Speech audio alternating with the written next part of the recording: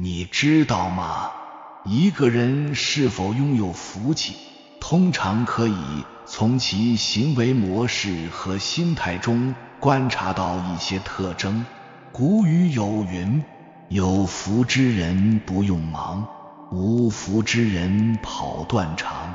也就是说，有福之人无需终日奔波，自有天助，而无福之人则劳碌一生。什么是有福气的人？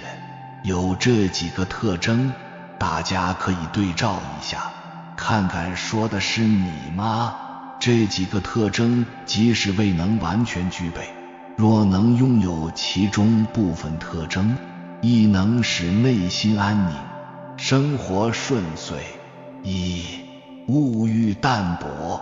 论语中记载，孔子弟子颜回，其身居陋巷，一箪食，一瓢饮，人不堪其忧，回不改其乐的品格，正是物欲淡泊的体现。若一个人物欲旺盛，拥有500则渴望1000，拥有1000则追求5万，永无止境。这种对物质的无尽追求，往往导致内心难以获得真正的快乐。例如，有的人即便收入丰厚，生活也未见波澜，其衣着朴素，饮食简单，不喜奢华，出行时亦不追求名车豪宅，反而对实用的小型车辆情有独钟。当一个人不被物欲所裹挟，其生活便能进退有度，内心宽广。曾有大学教师分享其经历，虽身为大学教授，年近60，却习惯乘坐公共交通，其友人赠予其一昂贵名包，因担心在地铁中磨损，故不常使用。该教师以此为例，探讨奢侈品对个人身份的重要性。他认为，像他这样的人，即便背着真品，旁人也可能误以为是仿冒，而其友人即便使用仿冒品，旁人亦会认为是真品。这说明一个人的核心能力和受人尊重程度，并非来源于外在物质。若一个人总是依赖金钱来获得他人的高看，则反映出其内心极度不独立和自卑，需要通过物质来宣扬自身价值。然而，物质的追求永无止境，向上看总有人超越，向下看总有人仰视。在这种对比中，内心如同坐过山车般起伏不定，难以平静。古人云：人之心胸，多欲则窄，寡欲则宽。心胸格局的大小与欲望的深浅息息相关，欲望越深，心胸越狭窄，欲望越淡，心胸越宽广。因为没有过多的执念和渴求，便能心如天地般宽阔。欲望是无穷无尽的，一味追求身外之物，只会让自己不堪其扰。因此，在当下社会，若能保持较低的物欲，即便收入不高，亦能活得自在。反之，若物欲过高，即便收入可观，也可能面临巨大的压力和风险。这正是许多中产阶级感到疲惫的原因。二、慎言慎行。道德经有言：知者不言，言者不知，信言不美，美言不信。又云：知者不博，博者不知。真正有智慧的人，言语稀少，不轻易议论他人是非，古人亦强调君子讷于言而敏于行，即言语要朴实无华，行动要敏捷务实，谨言慎行是避免祸患的关键。许多人因一时心直口快而招致灾祸，或因头脑发热，酒后承诺而后悔不已。在日常生活中，不议论他人是非，不做没有把握之事，是明智之举。世人皆有其复杂内心，旁人所见的不过是表象。例如春秋时期的管仲，在成为宰相之前，曾3次应征入伍，又3次逃脱，旁人皆鄙视其为逃兵，缺乏担当。然而其好友鲍叔牙深知其中缘由，从未评判。原来管仲家中尚有老母亲需要奉养，在战乱年代，他若被征兵，老母亲便无人照料，因此管仲3次被抓，又3次逃脱，隐居深山奉养母亲。待母亲安享晚年之后，他毅然出仕，最终官至一国宰相。由此可见，眼见不一定为实，不轻易评价他人，看不惯可不看，不想听可不听，不想说可不说，但应尽量避免议论他人是非长短。有时旁人认为某人脾气不好，但若设身处地面对其家庭困境，或许旁人的脾气也未必能比他好。对任何人的评价都可能带有偏颇，最终只会徒增口业，并因此招致祸患。因此有福之人必然是谨言慎行的。3. 不计较。不计较这3个字看似简单，实则蕴含广阔心胸。世间许多人因计较太多而烦恼丛生，婚姻中所谓的3观不合，多数源于计较过多，包容太少。例如夫妻之间因琐事争吵，往往是双方互不相让的结果。遇事不计较是一种宽广的心胸，计较什么，什么就会折磨自己；在意什么，什么就会控制自己。古语有云，和气生财。遇到事情能够与人为善，亦是与己为善，一笑便可化解千愁。生活中并无太多大事，多是些鸡毛蒜皮的小事。若为这些小事针锋相对，斤斤计较，最终只会让家人之间关系紧张，彼此不悦。当内心升起不悦之时，身体亦会受到影响，分泌有害物质。许多时候，人们习惯于看到他人的不足，却忽视自身的缺点。任何关系都是互动的结果，双方各占一半责任，即便对方有过分之处，也往往是在过往互动中逐渐形成的。万事皆有因果，不计较点滴得失，反而能收获更多。若对过往之事耿耿于怀，如同画地为牢。例如有人对婆婆的一句话、一件事计较数十年，每每想起便心潮澎湃，怒不可遏，深感委屈。即便身处幸福之中，也感受不到甜蜜。这种滔天的恨意深藏心中，使人自认为是受害者。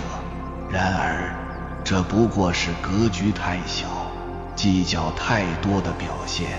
这种计较最终伤害的并非他人，而是自己。数十年来，每当回忆起，如同烈水浇头，将自己扮演成受害者，却不知自己亦是施暴者。人生在世，从小到大遇到的人虽多，但真正能成为家人，出现在生命中的却很少。这些人出现，必有其原因、缘由和逻辑，或是彼此之间有所亏欠。生命是一场巨大的轮回，若无前世因缘，今生便不会有此际遇。因此，有些人走着走着便散了，正是因为缘分已尽，债已还清，所以有福之人遇事必然不计较。4. 常存善意。古语有云：人行善，福虽未至，或以远离人为恶；祸虽未至，福已远离。世间万物，无论是东方儒释道，还是西方哲学，无不导人向善。有时人们会觉得好人没有好报，恶人却逍遥法外，然而这绝非事实。恶人即便能逃脱人间法律和道德的制裁，也无法逃脱天道的因果循环。因果报应丝毫不爽。一个人作恶，其直接的伤害是什么？旁人或许只看到恶人一时得势，却未见其背后的代价。一个人的内心如何，其所见的世界便如何。若一个人终日作恶，心存不轨，他便会以同样的心态看待他人，认为他人亦会投机取巧，背后使绊。因此他无法相信身边的任何人，对所有人都保持防御姿态。其生命并非向外开放、绽放，而是向内塌缩、收减。随着年龄增长，恶行累积，内心的恐惧也日益加深。当青春体能逐渐衰退，晚年时期的安全感会愈发减少。因此，有些老人虽然年迈，却毫无慈祥之态，反而如同阴冷的毒蛇，眼神幽暗，体态佝偻，散发着阴暗的气息。随着恶行增多，恶性因果缠身，体能下降，生命生机流逝，其内心会越来越恐惧。大多数恶人最终都在良心的谴责和恐惧中终老。这正是为何古人强调五福临门中最后一福是得善终。所谓善终，是指临终之时能在亲友的祝福、思念和称赞中安然离世，而非在诅咒、谩骂和鄙夷中抱憾而终。积善之家必有余庆，积不善之家必有余殃。看似占了便宜，实则不然。潮汕地区有句俗语：爷娘占尽光，儿孙穷叮当。一个家庭中，父母是树干，孩子是果实。孩子往往是父母的复印件，除非孩子成年后有幸觉醒，否则其命运轨迹很可能延续父母的模式。这便是君子之责，五十而斩小人之责，依五十而斩的道理，代代相传。综上所述，有福之人通常具备物欲淡薄、慎言慎行、不计较和长存善意这4个特点。若一个人能具备这些品质，即便物质生活不甚富裕，其内心也必将踏实安宁，夜能安眠，无所恐惧。更重要的是，具备这些相似品质的人，即便物质不充裕，其子女也能平安长大，成人成才。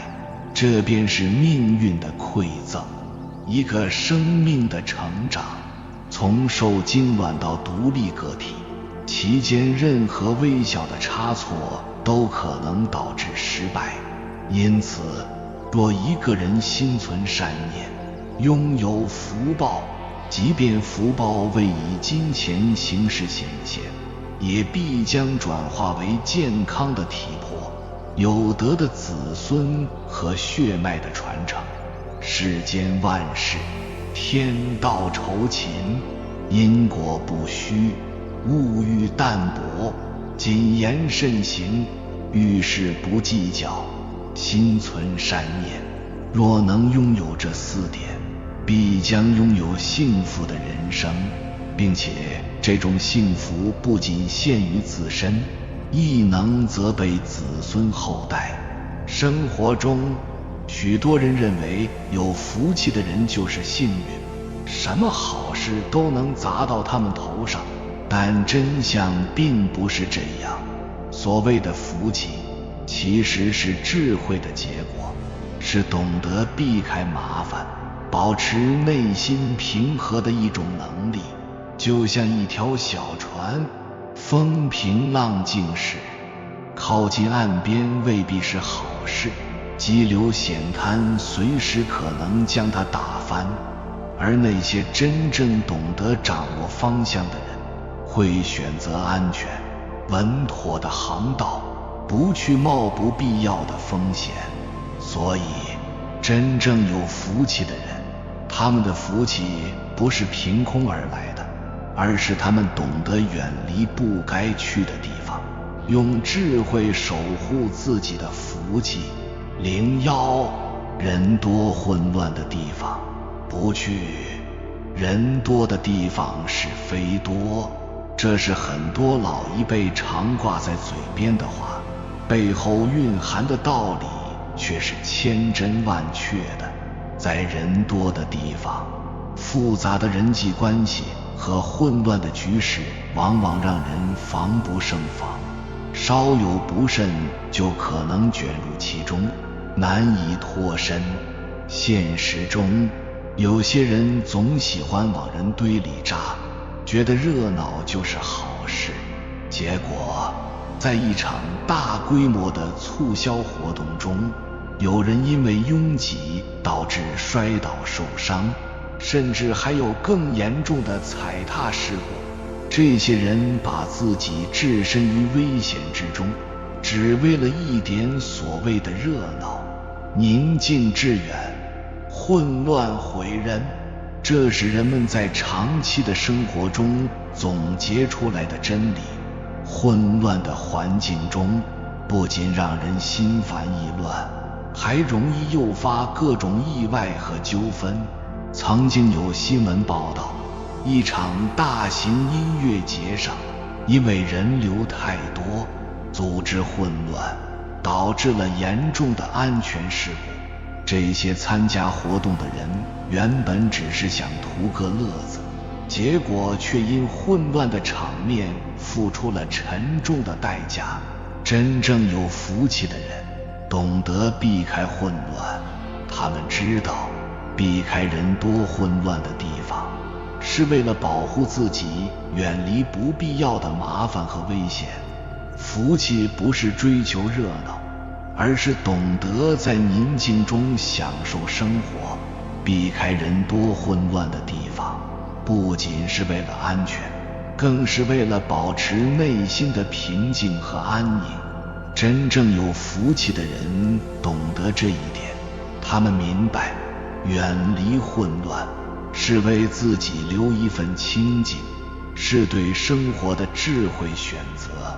02吵闹的娱乐场所不去，去吵闹的娱乐场所就像是在噪音里寻找宁静。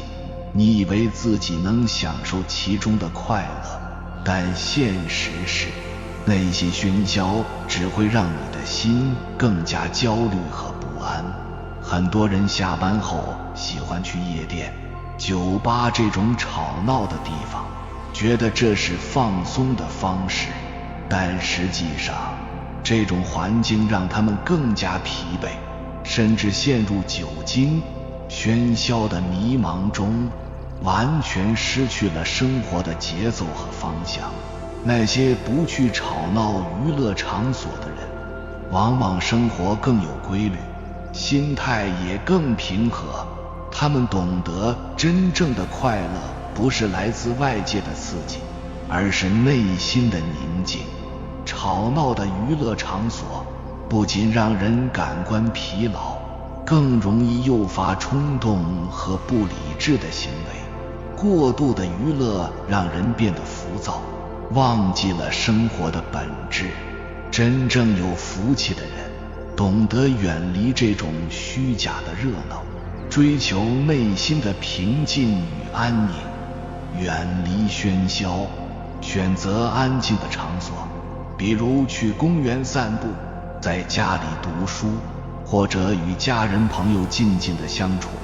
这样的生活方式不仅有助于身体健康，也能让心灵得到真正的放松。懂得远离喧嚣是一种生活智慧。真正有福气的人，懂得在宁静中找到生活的节奏，而不是在喧闹中迷失自我。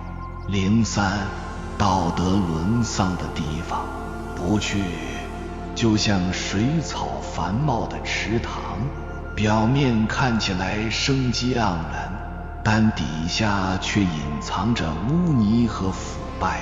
同样的道理，道德沦丧的地方，表面上可能繁华热闹，实则暗藏危险。真正有福气的人，懂得避开那些道德沦丧的地方。他们明白，与其被拖入泥潭，不如远离那些是非之地，保持自己的纯净和善良。古代帝王往往因沉迷于奢靡腐败的生活，导致国家衰败，最终亡国。还有一些名人因为过度沉迷于奢华享乐，丧失了奋斗的目标和方向，最终一败涂地。这样的例子在历史上不胜枚举。远离道德沦丧的地方，是为了保全自己的德行和尊严。真正有福气的人，不会被眼前的利益所迷惑，他们懂得君子爱财，取之有道，不会为了短暂的享乐而牺牲自己的品德。正如俗话所说，常在河边走，哪有不湿鞋。这不仅是劝人小心，更多的是在强调，避开让你掉进泥潭的地方，才是保持福气的关键。一个真正有福气的人，在面对复杂的社会圈时，会更倾向于保持低调，不会随波逐流，也不会为了面子去应付那些对自己毫无益处的局面。这种选择最终带来的结果，往往是他们避免了许多麻烦，守住了自己的福气。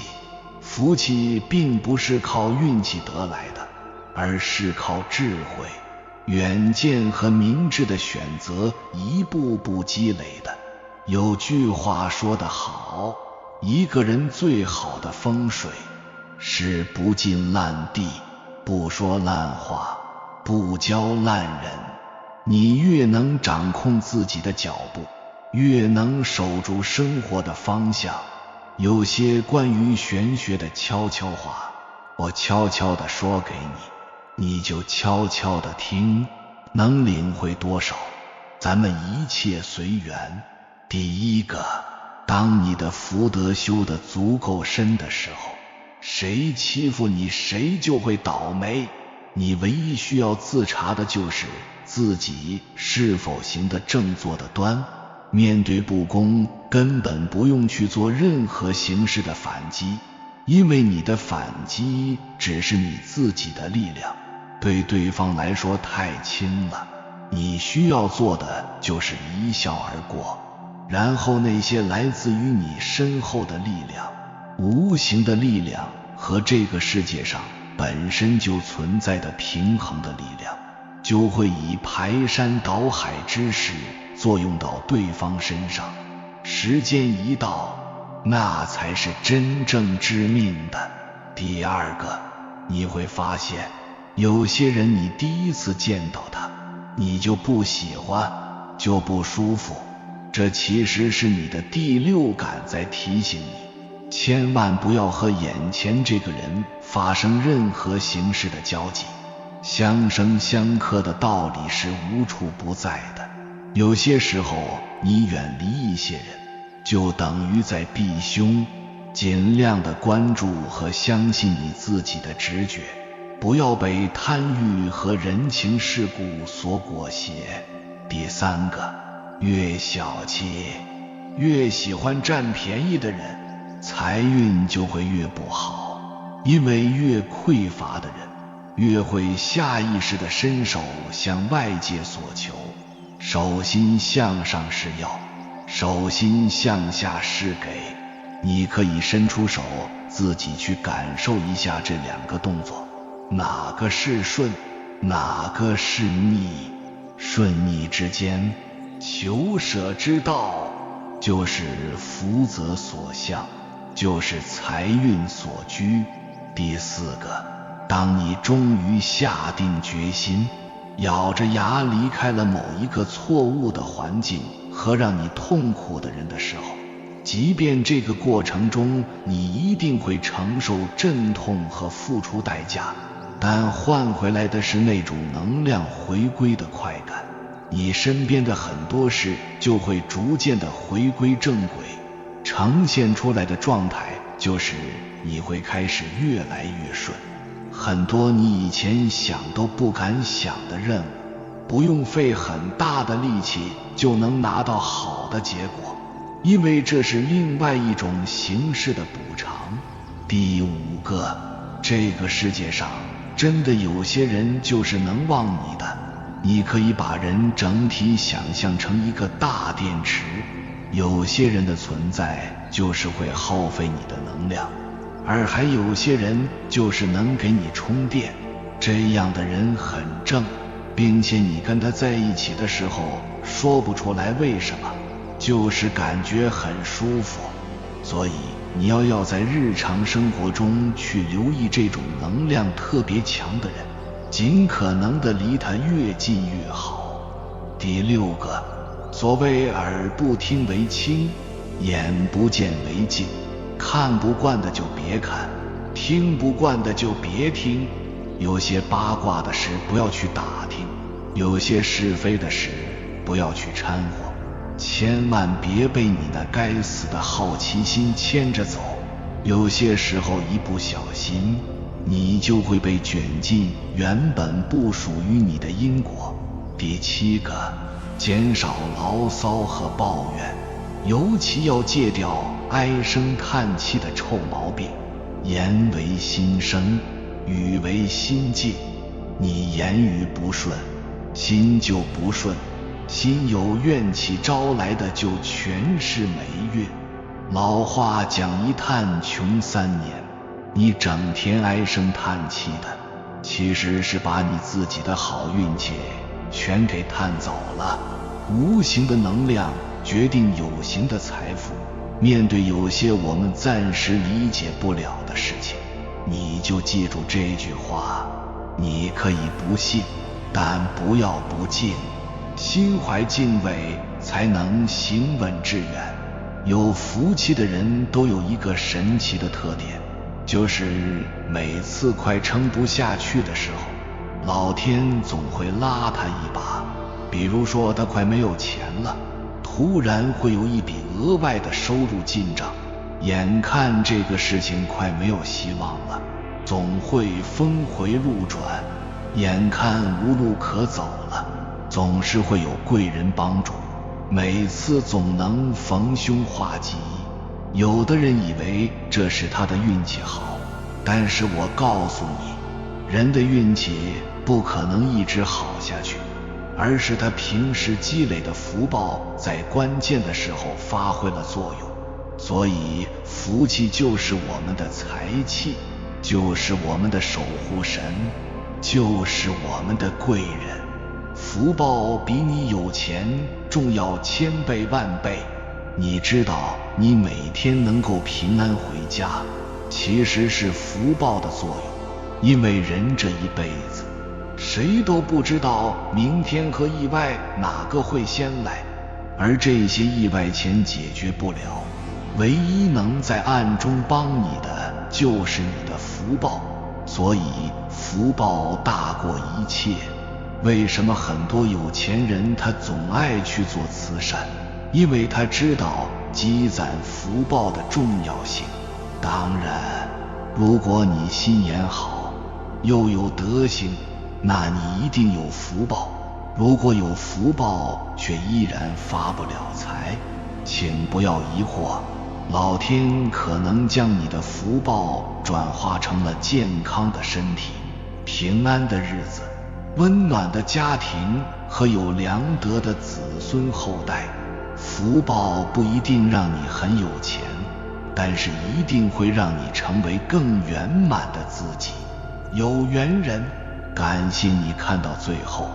如果今天的影片对你有所帮助，请按个赞给我响应。为了让你早日觉醒，我邀请你在下方的留言区郑重地打出命由我做，福自己求。愿你在这个复杂的世界里始终走得稳，过得轻，守得住自己的节奏。愿你看懂生活的局，也走出属于自己的路。还没有订阅频道的，请点击右侧的订阅按钮，与我们建立更深的连接。随缘加入会员，与同频之人共修福报，随喜转发，传播善知识，功德无量。